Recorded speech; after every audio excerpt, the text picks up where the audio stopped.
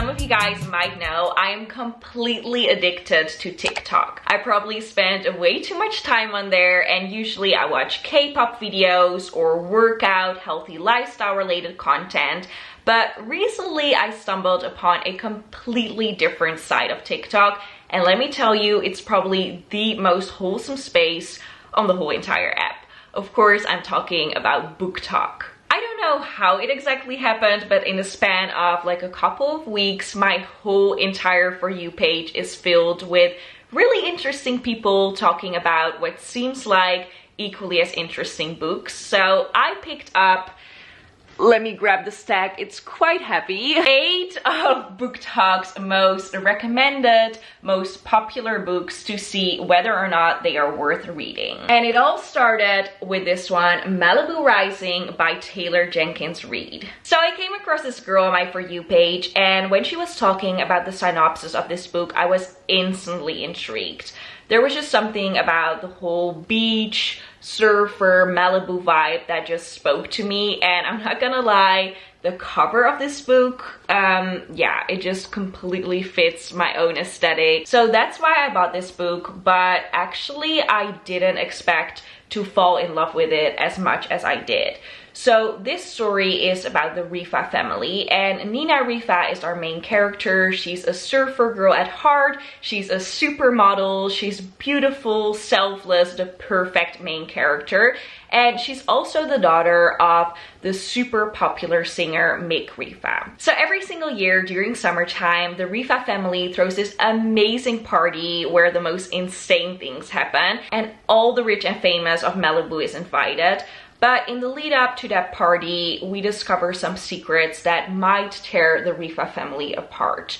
And the prologue of this book talks about fires. So the whole book, you're kind of anticipating this super grand thing to happen at the end of the book. You just know it's going to get heated, pun intended. But that was not even the best part of this book. Just the whole vibe of this, the way the characters are described, it made me fall in love with every single one of the Rifa siblings.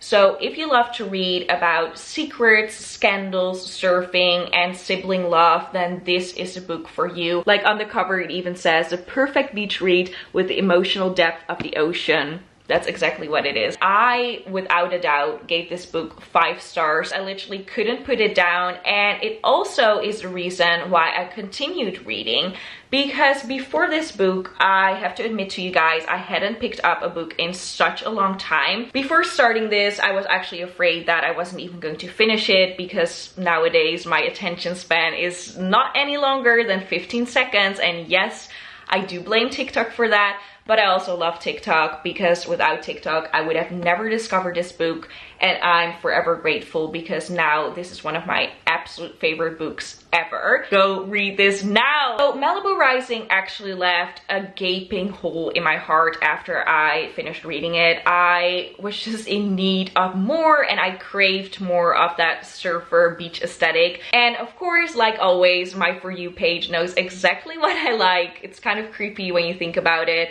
But yeah, I'm not going into the conspiracies of that.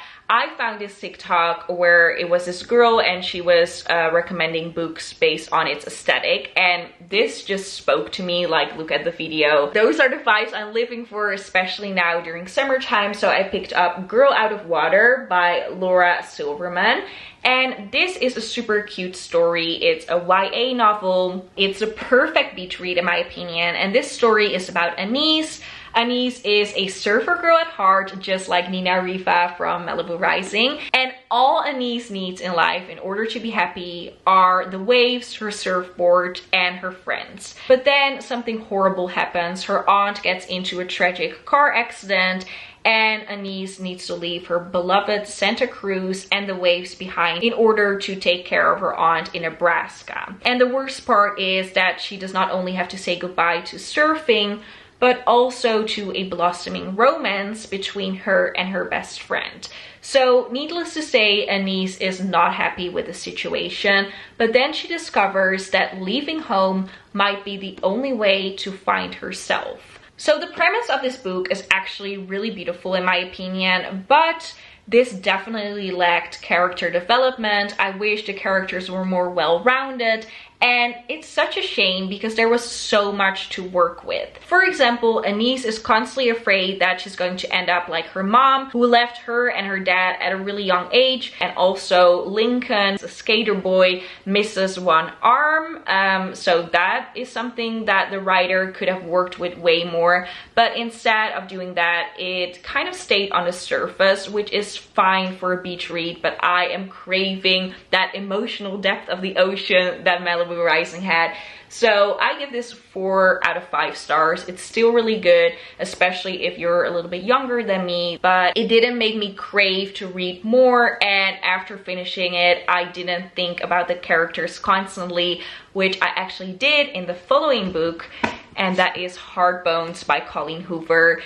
Guys, when I say that I think about these characters a lot, I mean it. Bea and Samson are the two most amazing, well-developed, beautiful characters ever, and their love story is so incredible. So Bea comes from a really poor background. Her mom is a drug addict, and in the beginning of the book, her mom passes away because of an overdose. So this is definitely a very heavy book. Trigger warning if you can't handle those kind of subjects. But her mom passes away, and Bea decides not to say anything to anybody. She just calls her dad, who she hasn't seen in such a long time, and she asks if she can live with him for the summer. Well, what she doesn't know is that now her dad is actually really rich, and he has a new wife, and she meets her stepsister, who is so sweet, the most wholesome girl ever.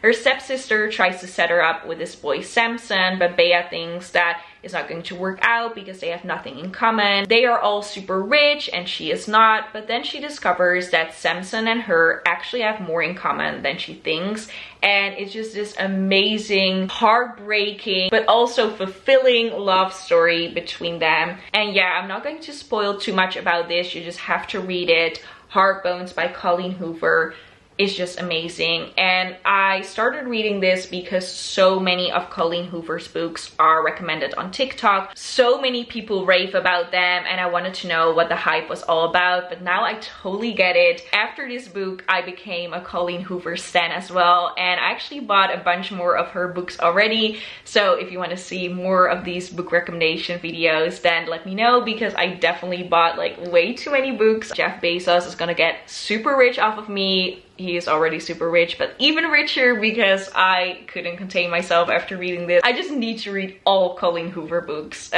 So yeah, needless to say, 5 out of 5 stars. Then I read People We Meet on Vacation by Emily Henry. This book was so hyped on TikTok. I literally saw it everywhere, so I just knew that I had to pick it up.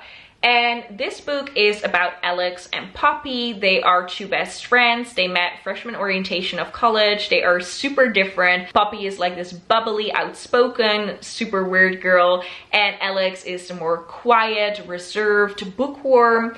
And every single summer they go on the trip, as they call it. And every single chapter of this book treats a different summer holiday that they went on, starting from like 12 years ago.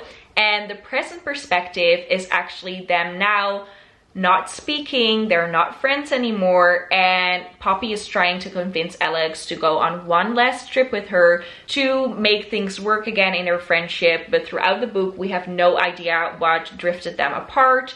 And the premise of this book sounds really good, but I didn't get attached to the characters as much as I wanted, and also the grand thing that kept Poppy and Alex apart for such a long time wasn't as spectacular in my opinion, so that was kind of a letdown. And I think the reason why I was so let down by this book is because it was so overhyped. I constantly heard people rave about this, so maybe my expectations were just a little bit too high, but it's still a really fun beach read. That's funny because Emily Henry's first book is actually called Beach Read. But yeah, it's just a fun book to read on a beach, but nothing too special. I still give it 4 out of 5 stars because it was really enjoyable and I read it quite quickly. So yeah, it's worth reading, but a little overhyped. Then another really popular, really hyped book, but not overhyped in my opinion, We Were Liars by Lockhart. This was so good, guys. Oh my god, I read this book in 2 days. Not even 2 days, like one night and one morning. I couldn't put this down. This was so amazing. But I can't tell you too much about this because this is the kind of book that it just blows your mind. I'm just gonna read you the back. If anyone asks you how it ends, just lie. We are the Sinclairs. We live, at least in summertime, on a private island off the coast of Massachusetts. Perhaps that's all you need to know, except that some of us are liars. Guys, the vibes, 4 siblings, an island close to Martha's Vineyard, secrets, a huge plot twist, amazing summer vibes, really good descriptions of food. This book definitely made me hungry, and I'm not going to say anything else besides that.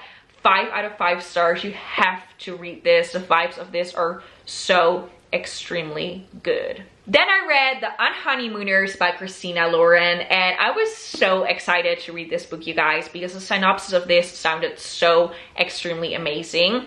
Enemies to lovers, which is exactly what I love. So this book is about Olive and Ethan. Ethan's brother and Olive's sister get married, and during the wedding, everybody who is attending, including the bride and groom, get food poisoning, which is like the worst. Imagine that on your wedding. Like, I cannot.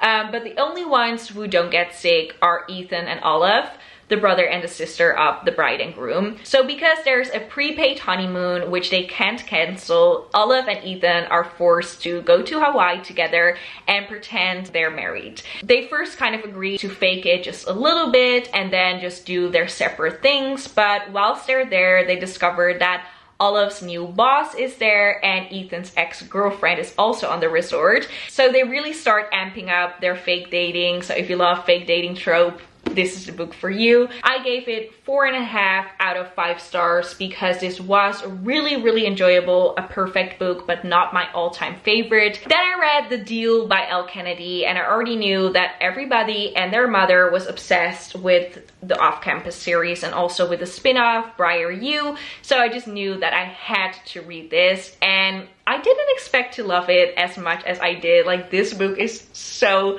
good. Garrett Graham is seriously one of the best book boyfriends I've ever read about.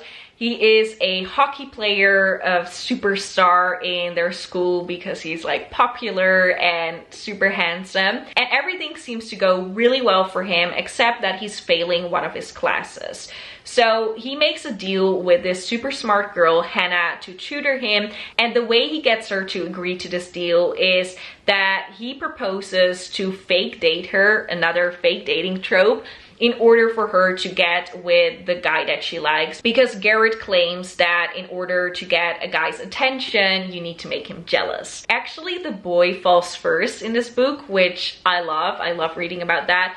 But he realizes that he might be actually into Hannah, and then Hannah realizes, okay, shit, what do I need to do? I already have my eyes set on this guy Justin, but now I really like Garrett, and this book is so amazing. It might seem very surface level the way I talk about it right now, but this actually deals with a lot of heavy topics. So trigger warning for sexual assault in this book, also trigger warning for domestic violence. And that actually made me love this book so much more because the characters have so much depth and I just fell in love with both of them. This is so good. You have to read this, but not if you're below the age of, let's say, 18, because this book is spicy. Like, I also didn't expect that. I don't know what I expected. Of course, it was going to be spicy, but this is like, it's spicy. It's not like the other books, so be aware of that. If you're below the age of 18, do not read this yet. Wait a little bit because I don't know if you can handle Garrett's lust. Let's just put it that way. But really good book. I enjoyed myself so much reading this, every single bit of this, and I also read this in 2 days. Like, amazing. Then of course, how could I not include the Song of Achilles by Madeline Miller? This is a retelling of Greek mythology. It's a love story between Achilles and Patroclus, and this is, did I say Patroclus right? Patroclus. I still have such a hard time pronouncing his name, but Patroclus.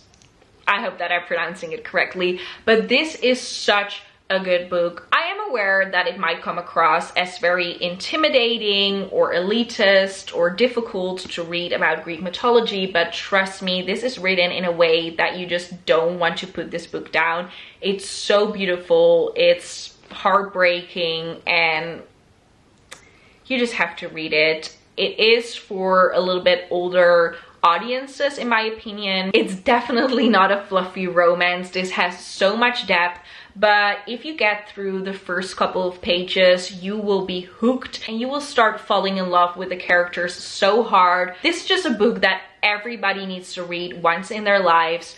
Highly recommend. 5 out of 5 stars. And did I actually mention, maybe I'm really inconsistent with this, I hope that I rated all the books, but if I forgot to give this a grade, the deal, of course, 5 out of 5 stars, but this also 5 out of 5 stars, a must read. So in conclusion, because those were all the books, finally, this video is like way too long as usual, but yeah, most of these books were actually so good, way better than I expected. So BookTok, props to you. You guys were right. These are amazing, and I will definitely be reading a lot more. So if you want more book videos, let me know. Please leave your favorite books in the comments down below so I can read them and also give my opinions about them. Maybe it's fun to do a subscribers recommend me books video or something like that. Let me know if you would like that, and thank you so much for watching. Love y'all loads. Bye bye.